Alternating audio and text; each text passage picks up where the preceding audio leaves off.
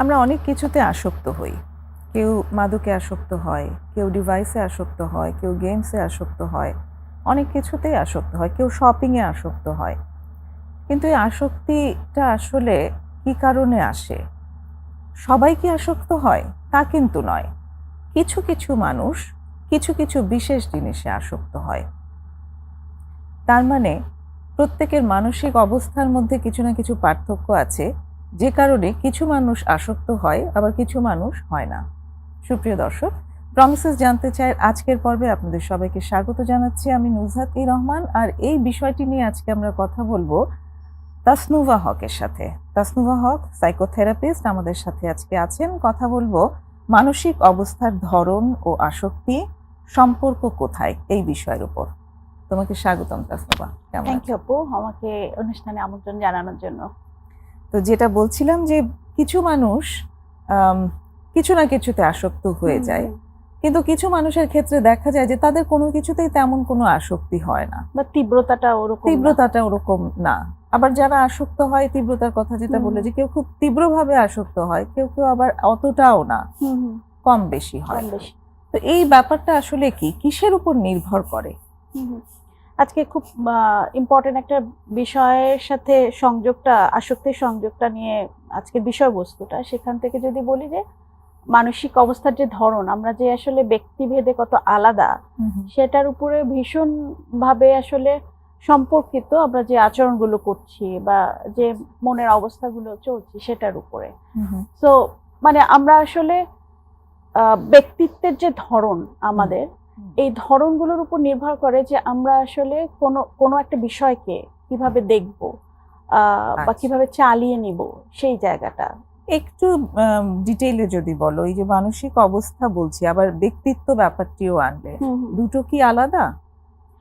মানসিক অবস্থা বলতে যেটা বোঝাচ্ছি যে একটা মুহূর্তে আমি কি আচরণ করছি, যেটা আমার চিন্তা, আমার অনুভূতি, আমার শারীরিক যে অবস্থা সেগুলোর সাথে সম্পর্কিত, সেটা বলতে আসলে মানসিক অবস্থা বলছি। আর ব্যক্তিত্ব তো মানে সামগ্রিকভাবে আমার আরো যে আমার আমার নানা ধরনের মেমোরি আছে, আমার বায়োলজিক্যাল অনেক ফ্যাক্টর আছে, সবকিছু মিলে ব্যক্তিত্বের কাঠামোটা তৈরি। তো তার মানে বলতে চাচ্ছ প্রত্যেকের কিছু প্যাটার্ন আছে, মানসিক অবস্থার কিছু প্যাটার্ন প্রত্যেকের আছে, এবং সেইভাবেই সে নিজেকে আসলে পরিচালিত করে। যেমনটা বললে যে কেউ কেউ থাকে সে খুব আশাবাদী, তো তার প্যাটার্নটাই হচ্ছে আশাবাদী ধরনের।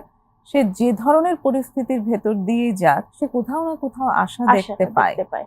আর যাদের প্যাটার্ন হচ্ছে নিরাশাবাদী, শব্দটা এভাবেই যদি আনি, সে যত যাই হোক ভালো থাকলেও সেখান থেকে নিরাশার কিছু না কিছু খুঁজে বের করতে পারেন। ওকে, এখন যেমন একটা এক্সাম্পল হয়তো খুব রিলেভেন্ট, আমাদের যেহেতু একটা ঈদের সময় সবাই শপিং এই ধরনের কাজে ব্যস্ত। তো আপনি ধরেন কিছু একটা কিনে আনলে, কাউকে দেখালে, কেউ কেউ দেখবেন যে দেখিয়ে বলবে খুব ভালো হয়েছে, সুন্দর হয়েছে, এটা কি সুন্দর হয়েছে সেটা বলবে। কেউ কেউ দেখবেন যে কোনটায় অসুবিধা ওইটা খোঁজার চেষ্টা করছে, ওটা আগে চোখে পড়ছে। তো খুব স্বাভাবিকভাবে কিন্তু এই এই ধরনটা কিন্তু বারবার ফিরে আসে, বিভিন্ন সময় ব্যক্তিত্বের ধরনগুলো উঠে আসে, সামনে চলে আসে। হ্যাঁ, সেটাই সেটাই। তো কি কি ধরনের মানসিক অবস্থার, মানে মানসিক অবস্থার ধরনগুলোর একটু যদি প্রকারভেদ, আমি যদি একটা স্পেসিফিক অ্যাপ্রোচের পার্সপেক্টিভ থেকে বলি যে আমরা কিন্তু আসলে যখন জন্মেছি এই ধরনের কোনো প্যাটার্ন বা এত ভাগ নিয়ে জন্মাই নাই, তখন কিন্তু খুব স্বতঃস্ফূর্ত একটা প্রতিক্রিয়া ছিল। একটা শিশু যেমন হাত পা ছুটছে, ইচ্ছা মানে কষ্ট হলে কাঁদছে, খুশি হলে হাসছে, খুব স্বাভাবিকভাবে এগোচ্ছে। কিন্তু এটা করতে করতে যখন আরেকটু বড় হচ্ছে, তখন কিন্তু চারপাশ থেকে মানুষ ওকে নানা কথা বলছে যে এটা ধরো না, এটা করো না, এরকম বাধা আসছে, ওর এই স্বতঃস্ফূর্ততার মধ্যে বাধা আসছে। সো ও কিন্তু স্বতঃস্ফূর্ততার মধ্য দিয়ে আবার শিখছে যে সব আবার করা যাবে না, সব রকম ভাবে ভাবা যাবে না, আমি একইভাবে আমার ডিমান্ড করতে পারবো না, এরকম নানাভাবে শেপ আপ হচ্ছে।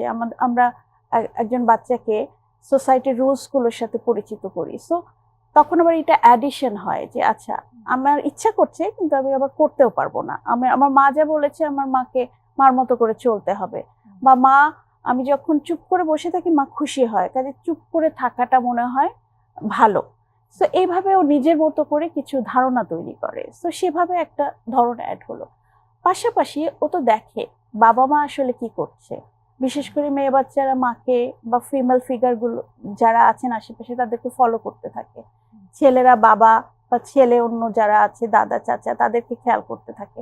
তো ওভাবেও কিন্তু শিখছে যে আচ্ছা কিভাবে কন্ট্রোল করতে হয়, হ্যাঁ, কিভাবে রাগ প্রকাশ করতে হয়, কিভাবে বকা দিতে হয়, কিভাবে বুঝিয়ে বলতে হয়, কিভাবে আদর করতে হয়, এগুলো কিন্তু শিখছে।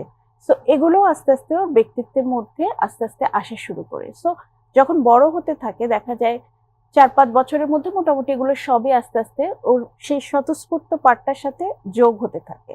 সো এভাবে কিন্তু শেপ আপ হয়। ন্যাচারাল অনুভূতিগুলোর পাশাপাশি সোসাইটি কি চাচ্ছে একটা ব্লেন্ডিং হয়, সবটা মিলিয়ে প্রত্যেকেরই আলাদা আলাদা কিছু গঠন তৈরি হয়। সো এমনকি একটা ফ্যামিলিতে পরপর 2 বাচ্চা থাকলেও সেম জেন্ডারের হলো ইভেন টুইন হলেও তাদের ব্যক্তিত্বের গঠন কিন্তু আলাদা হয় এবং ব্যক্তিত্বের গঠন অনুযায়ী প্রতিটা মুহূর্তে আমরা আসলে প্রতিক্রিয়া করি। ওকে ওকে তো এরকম কোনো ধরন, কোনো পার্টিকুলার ধরন কি অ্যাকচুয়ালি আছে, টাইপস মানসিক অবস্থার? হ্যাঁ, যেটা বললাম যে আমাদের ভেতরে যে শিশু সুলভ যে বিষয়টা সেটা যেমন আছে, আবার শিশুকাল থেকেই তো অ্যাডাপ্ট করে আসছি, ওই অ্যাডাপটিভ ব্যাপারটাও আমাদের আছে। আমরা প্রচুর রুলস রেগুলেশনে সবকিছু বেঁধে রাখতে চাই, অনেক সুর মাস্ট আমাদের ভাষার মধ্যে চলে আসে, অথবা খুব হয় না স্ট্রাকচারে থাকতে পছন্দ করি, টাইমের কাজ টাইমে করতে হবে, বা কেউ কেউ থাকে যে খুব মানে আমি পরোয়াই করছি না টাইমের কাজ, টাইম চলে যাচ্ছে আমার সেটা নিয়ে কোনো মাথা ব্যথা নাই, কেউ কষ্ট পাচ্ছে কোনো মাথা ব্যথা নেই, কিন্তু কেউ কেউ আবার এটাকে খুব খুব বেশি সিরিয়াসলি মেনটেন করে যে একদম পুঙ্খানুপুঙ্খভাবে হতে হবে। কাউকে কাউকে বিশেষ করে আমাদের সোসাইটিতে আমরা যেটা চাই যে সবাইকে খুশি করতে, এবং খুশি করতে যেয়ে আমার হয়তো ভালো লাগছে না, তারপরও কেউ একটা কিছু রিকোয়েস্ট করলে আমি কিন্তু হ্যাঁ বলে ফেলছি, আমি করে দিব বা করব, বা কেউ কিছু একটা অফার করছে আমাকে, আমি হ্যাঁ বলছি, কারণ না বললে তো মানুষটা কষ্ট পাবে। কাজে আমি অন্যদেরকে খুশি করতে চাই, অন্যদেরকে কেয়ার করতে চাই, অন্য যাতে ভালো থাকে সেটা বেশি চেষ্টা করি, নিজেকে কষ্ট দিয়ে হলেও। এবং যেসব জায়গার সাথে আমাদের যে আর একটা বিষয় যে আসক্তি, এগুলো কিন্তু খুব ইম্পর্টেন্ট সংযোগ আছে। কিভাবে এই সংযোগটা কিভাবে এর সঙ্গে? একটা যদি আমি যতটুকু একটুখানি বুঝেছি তোমার কথা থেকে, আমাদের ভেতরে একটা শিশু সত্তা আছে, একই সঙ্গে আরো কিছু পার্টও আছে যে পার্টগুলো অ্যাকচুয়ালি কিছু মানে রুলস এন্ড রেগুলেশন ফলো করে, সোসাইটি, হ্যাঁ, সোসাইটি থেকে অ্যাপ্রুভড যে জিনিসগুলো আছে সেই জিনিসগুলো ফলো করছে, সেটা আবার আরেক পার্ট, ওটা একদম শিশু সেরকমটা না। তো এই যে দুটো অংশ আছে আমাদের মধ্যে, এই দুটো অংশের ভিতরে ব্যালেন্সটা কিভাবে আসলে করে এবং আসক্তি এর সাথে কিভাবে কানেক্টেড? আরেকটা পার্ট মিস করেছি, সেটা একটু অ্যাড করে আগাচ্ছি, সেটা হচ্ছে আমরা কিন্তু ছোটবেলা থেকে এগুলো নিয়ে এসেছি, এটা যেমন সত্যি, আবার বর্তমানটাকেও কিন্তু আমরা খুব খেয়াল করি, আমাদের প্রত্যেকের মধ্যেই আছে সেই রিয়েলাইজেশনটা আছে, সেই অ্যাওয়ারনেসটা আছে যে আমি আসলে কোন সিচুয়েশনে আছি, কি অবস্থায় আছি, আমাকে কোথাও 1 ঘন্টা পরে মিট করতে হবে, সো আমি এখান থেকে ওখানে যেতে কত সময় লাগবে, এই অ্যানালাইসিস গুলো কিন্তু আমরা করতে পারি। সো যেটার সাথে আমার পাস্টের কোনো সংযোগ নাই, একদম সম্পূর্ণভাবে বর্তমানকে ফোকাস করে, সো সেটা কিন্তু আমাদের জন্য ভীষণ ভীষণ ইম্পর্টেন্ট। সো আমি আসলে কোনো সিচুয়েশনে কোপ করছি নাকি রুলস রেগুলেশনে চলছি, তার সাথে যখন এই অ্যাওয়ারনেসটা থাকে তখন কিন্তু খুব হেলদি একটা পজিশন থেকে আমরা অপারেট করতে পারি, এবং কোনো প্রেজেন্ট ওরিয়েন্টেড বা রিয়েলিস্টিকও যদি বলি আমরা, একদম রিয়েলিস্টিক একটা প্রেজেন্ট ওরিয়েন্টেশনও যখন থাকে তখন অ্যাকচুয়ালি দুটো পার্টের মধ্যে একটা ব্যালেন্স থাকে। এবং সাধারণত এটা নিয়ে পরে কোনো আফসোস হওয়া বা খারাপ লাগা নিজের ডিসিশনের ব্যাপারে এই ধরনের ব্যাপারগুলো থাকে না, কারণ আমি তো যেটা আপনি বলেন রিয়েলিটির সাথে চেক করে কাজ করছি। অ্যাডিকশনের সাথে সংযুক্ত আমরা একটা বিরতির সময় হয়ে এসেছে, বিরতির থেকে এসে আমরা অ্যাডিকশনের সাথে সংযুক্তটা শুনি। দর্শক আমাদের সঙ্গেই থাকুন, চমৎকার আলোচনা হচ্ছে, পরের অংশটা বিরতির পরই হবে।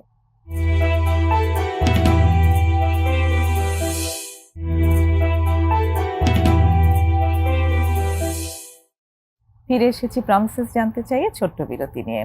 কথা হচ্ছে মানসিক অবস্থার ধরন ও আসক্তি এই দুইয়ের মাঝে সংযোগ কোথায়, এই বিষয়ের উপর তাসনুভা হকের সাথে। তাসনুভা যে জায়গাটা শুরু করেছিলে যে আসলে সংযোগটা কোথায় হুম, হুম। মানসিক অবস্থার ধরনের সাথে? আম, একটা কমন জিনিস আছে, বিশেষ করে ড্রাগ অ্যাডিকশনের ক্ষেত্রে, যেখানে গ্রুপ বা পিয়ার অনেক ইনফ্লুয়েন্স করে এই ধরনের বিষয়গুলোতে। আমরা সাধারণত বলি যে পিয়ার প্রেশারে অনেক সময় অ্যাডিকশনে ঢুকে যায়। সো পিয়ার প্রেশারটা কখন একজনের জন্য, মানে পিয়ারের ইনভাইটেশনটা কখন একজনের জন্য প্রেশার, হুম এবং প্রেশার হলে তার প্রতিক্রিয়াটা কেমন হবে, সেটা কিন্তু আবার ওই যে ব্যক্তিত্বের বা মানসিক অবস্থার প্যাটার্নের উপরে নির্ভর করে। তো যারা অনেক ওই যে প্লিজিং বা অন্যকে কেয়ার করতে পছন্দ করে, না বলতে খারাপ লাগে, তারা কিন্তু কোনো ইনভাইটেশন পেলে যদি ভেতরে কোনো দ্বিধাদ্বন্দ্বও থাকে, চট করে ইনভাইটেশনে হ্যাঁ বলে ফেলে, না বুঝেই হয়তো।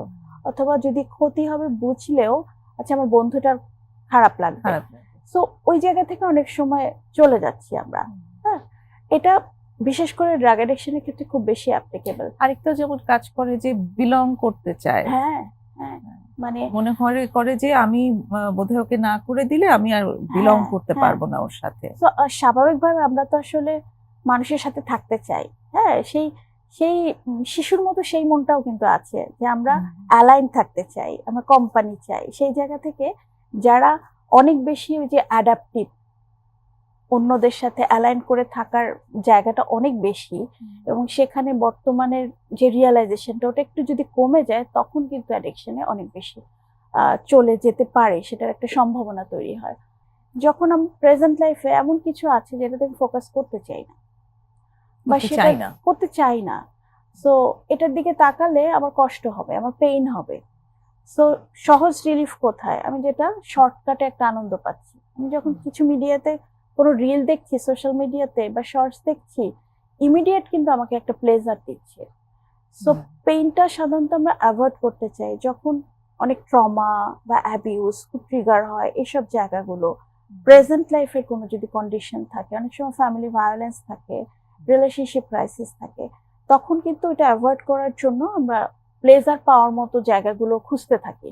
এবং খুঁজতে খুঁজতে দেখা হয় যে ইনিশিয়ালি হয়তো খুব বেশি কিছু ভেবে চিন্তে করছি তা না, তো আস্তে আস্তে কিন্তু এটা আমার অ্যাডিকশনের মধ্যে চলে যাচ্ছে, এবং অ্যাডিকশন একবার শুরু হলে তো সাইকেলটা তখন অটোমেটিক্যালি চলছে। চলতে থাকে বা একটা ভ্যালিডেশনও পাওয়া যায়, কিন্তু একটা ভ্যালিডেশন পাওয়া যায়, যে ভ্যালিডেশনটা অ্যাকচুয়ালি আমাদের ওই যে শিশু সত্তাটা খুব সিক করতে খুব থাকে। সিক করে। যে কোনো রকমের ভ্যালিডেশন, কেউ একজন সোশ্যাল মিডিয়াতে আছে, সে সেখান থেকে একটা ভ্যালিডেশন পেতে থাকে, যে ভ্যালিডেশনটা হয়তো সে তার মানে বাস্তব যে জগৎ সেখানে হয়তো সে কম পায়। এক্স্যাক্টলি। এবং যখন আমরা কোনো কিছু পোস্ট করি, হ্যাঁ, তখন কিন্তু একটু পরপর মানে হয় না, কয়টা লাইক আসলো, কেউ কমেন্ট করলো কিনা, হার্ট দিল না অন্য কিছু দিলে, এগুলো কিন্তু বারবার খুব স্পেসিফিক্যালি দেখতে থাকি। তো যেটা আপনি বললেন যে সেটা কিন্তু আমাদের ভীষণভাবে একটা মনের যে ক্ষুধাটা নিবারণ করে, এবং ওই শিশু সত্তাটাকে অনেক স্যাটিসফাই করে।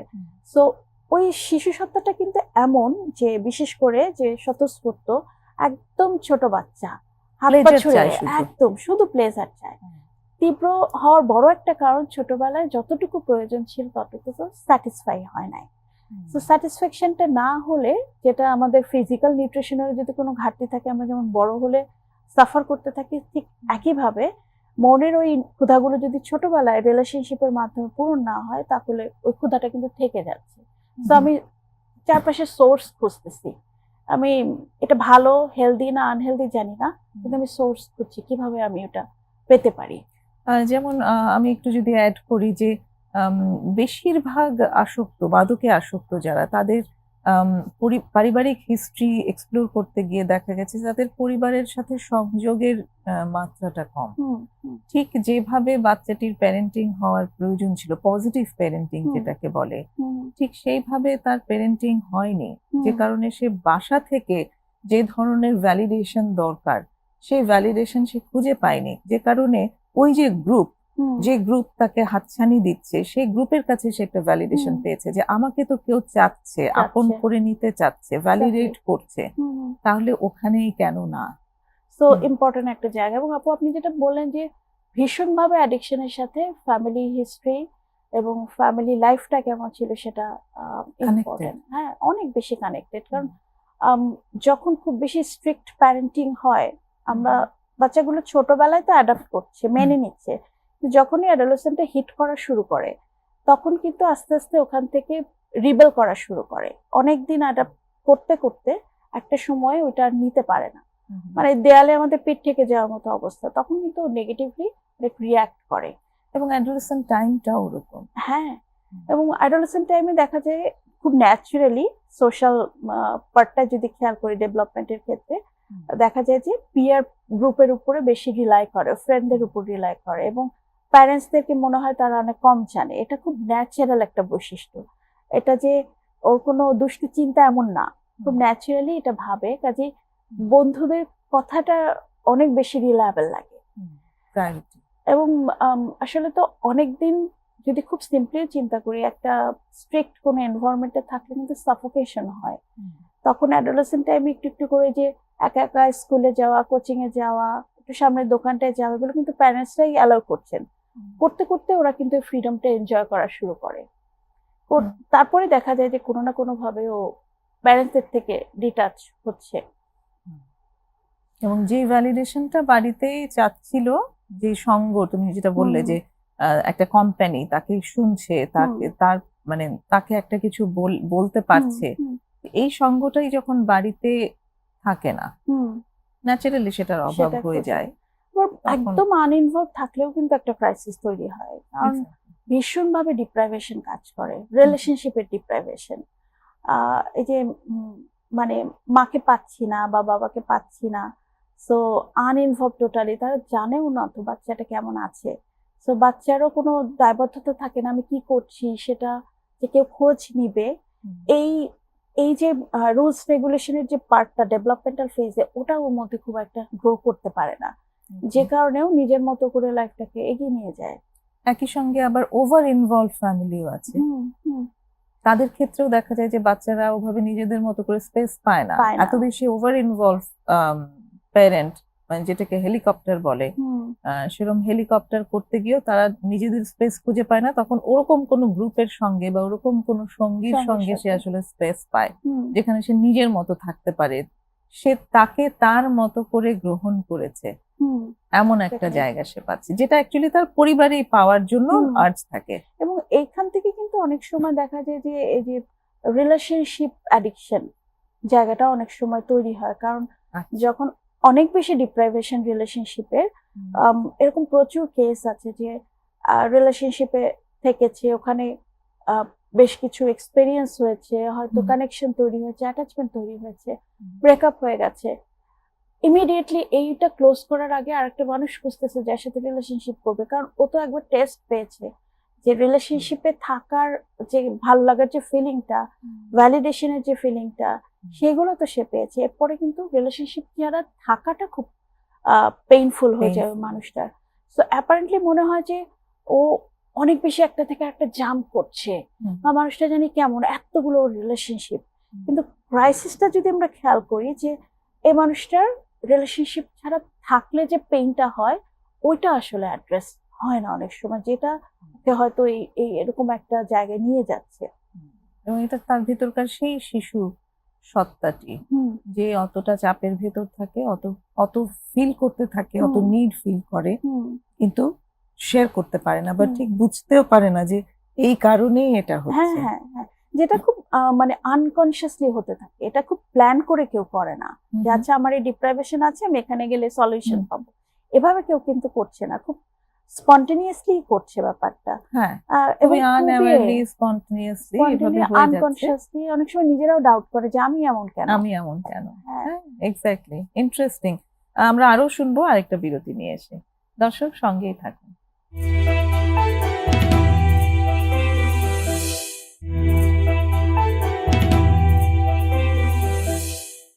দেখছেন প্রমিসেস জানতে চাই, আজ কথা হচ্ছে তাসনুভা হকের সাথে, মানসিক অবস্থার ধরন ও আসক্তি দুইয়ের মাঝে সম্পর্ক কোথায়, এই বিষয় নিয়ে।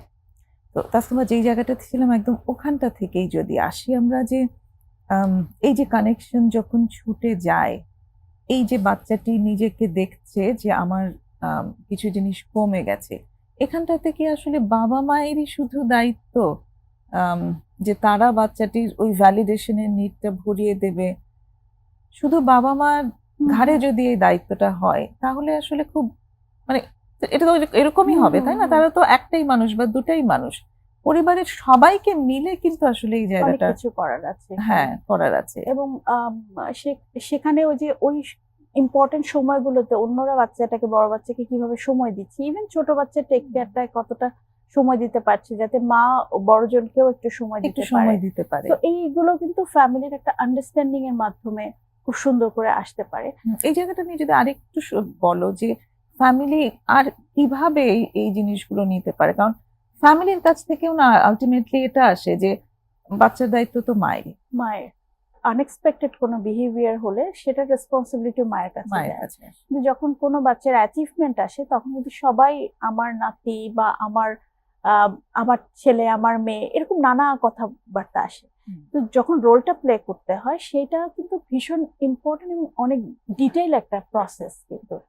বিশেষ করে যদি ওয়ার্কিং মাদার হয়, এখন কিন্তু আমাদের most of the cases working mother থাকে, সো সেখানে ফ্যামিলির অন্য মেম্বারদের রোল তাদের দেখেও কিন্তু বাচ্চা প্রচুর শিখছে। সো তাদের বড় ভূমিকা আছে, অনেক বড় ভূমিকা। তাদের একটা হেলদি লাইফস্টাইল এবং প্লেফুল টাইম, এই জায়গাগুলো কিন্তু ভীষণ ভীষণ ইম্পর্টেন্ট। একটা ক্রাইসিস যেটা আপু যে আমরা এত বেশি ডিভাইসের মধ্যে এখন নানাভাবে, শুধু সেলফোন না, আমরা টিভি বলেন, সেলফোন বলেন, ট্যাব বলেন, এগুলোর মধ্যে এত বেশি ঢুকে গেছি, হিউম্যান কানেকশনটা ওইভাবে কিন্তু হয় না। অনেক মানুষ হয়তো আছে কিন্তু কথা বলা, গল্প করা বা একসাথেই টিভি দেখা, এই জিনিসগুলো কিন্তু কমে গেছে। কাজে সার্বিকভাবে যে ইনভলভমেন্টটা, একই সুতায় বেঁধে থাকার যে ব্যাপারটা, ওইটা অনেক কমেছে এবং বিচ্ছিন্নতা অনেক বেশি তৈরি হয়েছে। সো একটু যদি খেয়াল করি যে একজন মা যখন বাচ্চা ডেলিভারি হচ্ছে তারপরও কিন্তু তার ফিজিক্যালও অনেক স্ট্রেস থাকে। সো মায়ের নিজেরও কিন্তু রেস্ট নেওয়া থেকে শুরু করে রিকভার করার একটা সময় দরকার হয়, তার নিজেরই যত্নের দরকার হয়। সেখানে একজন বাচ্চা হোক বা দুজন বাচ্চা হোক, ফুল টেক কেয়ার করা একজন মায়ের জন্য ভীষণ স্ট্রেসফুল। তো মা যদি সাপোর্টটা না পায়, ন্যাচারালি সে ভালো না থাকলে বাচ্চাকেও আসলে আমরা যদি ওটাও ধরে নেই প্রাইমারি দায়িত্ব মায়ের, কাজে মাকে অন্যভাবে একটু লাইটার ফিল করতে হেল্প করতে হবে, মায়ের খেয়াল রাখতে হবে যাতে মা বাচ্চাটার খেয়াল রাখতে পারে। এখানে বাবার দায়িত্ব তো ভীষণ ভাবে আছে, কিন্তু এখন কিন্তু আমি যতটা দেখি যে এখন জয়েন্ট ফ্যামিলি কালচারটা আবার কিন্তু আছে। তো সেই জয়েন্ট ফ্যামিলির বাকি যারা সদস্য তাদেরও সবার এগিয়ে আসা খুব প্রয়োজন। একদমই সবারই তখন বড় বাচ্চাটাকে যেমন দেখা, তেমনি ছোট বাচ্চাটার বিভিন্ন দায়িত্ব করা যাতে মা একটু রেস্ট নিতে পারে, তাই না? মা একটু রেস্ট নেওয়া, নিজের টেক কেয়ার করা, এবং বড় বাচ্চাটার সাথে মাও যাতে একটু টাইম স্পেন্ড করতে পারে সেটাকে একটু ফ্যাসিলিটেট করে দেওয়া কিন্তু পরিবারের অন্যদের খুব দরকার। এবং এখানে আমরা যে বিষয়টা নিয়ে আজকে কথা বলছিলাম যে আসলে মানসিক অবস্থার ধরন, মায়ের মানসিক অবস্থার ধরনটা কি।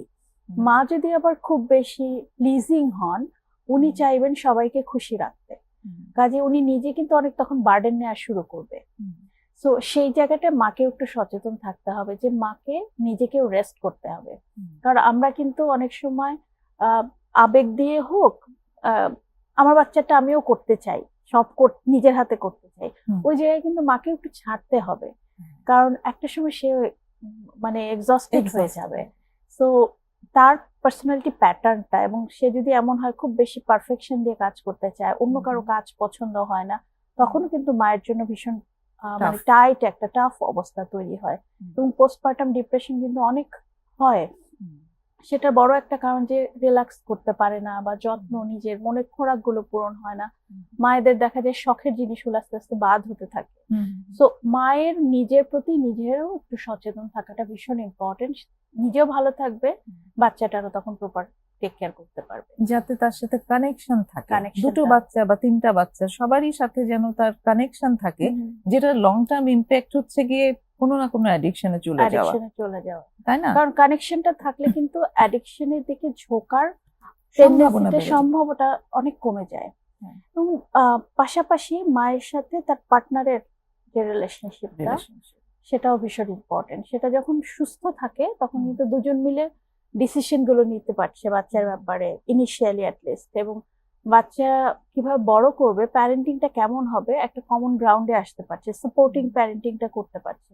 আদারওয়াইজ কিন্তু একা হাতে করাটা অনেক ডিফিকাল্ট, খুবই ডিফিকাল্ট। এখানটাতে আসলে আমাদের মানে পরিবার, বাবা, সকলের প্রতি আমাদের আহ্বান থাকবে যে সবাই যেন তাদের দৃষ্টিভঙ্গিটা একটু পরিবর্তন করে এই জায়গাটাতে সহযোগীর একটা জায়গা নিয়ে আসা, মাকে একটা কি বলবো, মানে ওই জায়গাটা দিয়ে মানে পরীক্ষা দিচ্ছে সে, মা হিসেবে একদমই। পরীক্ষা উত্তীর্ণ হতে হবে, এরকমটা আসলে হওয়ার কিছু নাই। নাই। সবাই যদি তাকে সহযোগিতা করা হয় তাহলে মাও ভালো থাকতে পারবে এবং তাদেরই তো বাচ্চা। ওই একদম। বাড়িতে যদি দাদা দাদি থাকে, চাচা ফুফু থাকে, তাদেরই কিন্তু বাচ্চা, তাই না? সবারই বাচ্চা, একটা সবারই ছোট বাচ্চা। বাচ্চাটা যখন আসে প্রত্যেকের সাথে ওই বাচ্চাটির কানেকশনের দরকার আছে, যে কানেকশনটা নিয়ে সে একটা হেলদি ব্যক্তিত্ব নিয়ে গড়ে উঠবে এবং True. তাতে তার আর ভবিষ্যতে কোনো আসক্তির দিকে যাওয়া কিংবা কোনো মানসিক রোগের দিকে যাওয়ার সম্ভাবনাটা অনেক কমে যাবে। খুব প্রিভেন্টিভ জায়গায় তখন একটা কাজ করা কাজ হবে। করা, সেটাই সেটাই। এবং definitely prevention is better then cure, একদমই। এটাও তো আমরা জানি। তো কিওর করতে তো হবেই যদি এরকম কিছু হয়ে যায়, কিন্তু আগে থেকে, তার মানে তুমি যেটা বলছো যে একটা বাচ্চার জন্মের পর থেকেই আসলে এই প্রসেসটা শুরু হয়ে যায়, সে কি ধরনের পার্সোনালিটি প্যাটার্নে যাবে, হুম। তার কোনো মানসিক রোগ ডেভেলপ করবে কিংবা তার কোনো অ্যাডিকশনের দিকে সে যাবে কিনা, এটা কিন্তু তার একদম চাইল্ডহুড থেকেই আসলে শুরু হয়ে শুরু যাচ্ছে। হয়ে যায়। মানে রিস্কটা কাদের বেশি? যারা একটা ভঙ্গুর ফ্যামিলি এনভায়রনমেন্টে বড় হয়েছে, রিলেশনশিপ ক্রাইসিস গুলো অনেক বেশি, বা খুব আনইনভলভ টাইপের ফ্যামিলি, খুব বেশি ওভার ইনভলভ, এই ধরনের হেলদি প্যারেন্টিং যেখানে হয় না, তাদের আসলে যে কোনো ধরনের অ্যাডিকশনে চলে যাওয়ার সম্ভাবনা অনেক বেশি থাকে। আর হেলদি এনভায়রনমেন্টে বড় হলে কিন্তু কোনো প্রবলেমে পড়লেও বাচ্চাটা ফিরে আসতে পারছে ফিরে ফ্যামিলিতে হেল্প চাওয়ার জন্য, সে অনেক রেজিলিয়েন্ট থাকে এবং পরিবারে সে কথা বলার সুযোগ কথা পায়। বলার সুযোগ। অনেক ধন্যবাদ তাসনুভা, আজকে আমাদের চমৎকার আলোচনার জন্য। অনুষ্ঠানের একদম শেষ পর্যায়ে এসে গেছি আমরা। প্রিয় দর্শক, আজকের অনুষ্ঠান আমরা এখানেই শেষ করছি। আশা করি আগামী পর্বেও আপনাদেরকে পাবো। ততক্ষণ পর্যন্ত সবাই ভালো থাকবেন। খোদা হাফেজ।